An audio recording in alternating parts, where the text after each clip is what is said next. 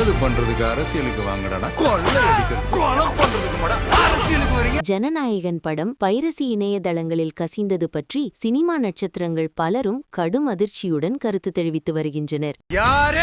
வண்ணம் விஜய் வினோத் இயக்கிய ஜனநாயகன் படத்தின் இசை வெளியீட்டு விழா படு பிரம்மாண்டமாக மலேசியாவில் நடந்தது. அந்த நிகழ்ச்சி மூலமாகவும் விஜய் நிறைய சாதனைகளை நிகழ்த்தினார். படத்தை ஜனவரி 9ஆம் தேதி ரிலீஸ் செய்ய பிளான் போட்டார். படத்தை ஜனவரி 9ஆம் தேதி காணலாம் என ஆசையாக இருந்த ரசிகர்கள் இப்போது வரை ஏமாற்றத்தை அனுபவிக்கிறார்கள். தணிக்கை குழுவினர் ஒவ்வொரு காரணம் கூறி படத்திற்கு தணிக்கை சான்றிதழ் வழங்க மறுத்து வருகின்றனர். இது முழுக்க அரசியல்தான் என விஜய் ரசிகர்கள் புலம்பிய வண்ணம் உள்ளனர். ஜனநாயகன் பிரச்சினை இருக்கட்டும், தேர்தலில் கவனம் செலுத்துவோம் என பரபரப்பான பிரச்சாரத்தில் இறங்கியுள்ளார் விஜய். தற்போது ஜனநாயகன் படம் சமூக வலைதளங்களில் ஈக்காகியுள்ளதாம். இந்த செய்தி படக்குழுவிற்கு கடும் அதிர்ச்சியை ஏற்படுத்தியுள்ளது. திரை அமைப்புகள் இதற்கு எதிராக குரல் எழுப்பி அரசு இதை செய்தவர்களை கண்டுபிடித்து கடுமையான தண்டனை அளிக்க வேண்டும் என நடிகர் ரஜினி பதிவிட்டிருந்தார். நடிகர் கமலஹாசன் கடும் கோபத்துடன் பதிவில், ஜனநாயகன் லீக் ஆனது விபத்து அல்ல, அது தோல்வியால் வந்த முடிவு. சரியான முறையில்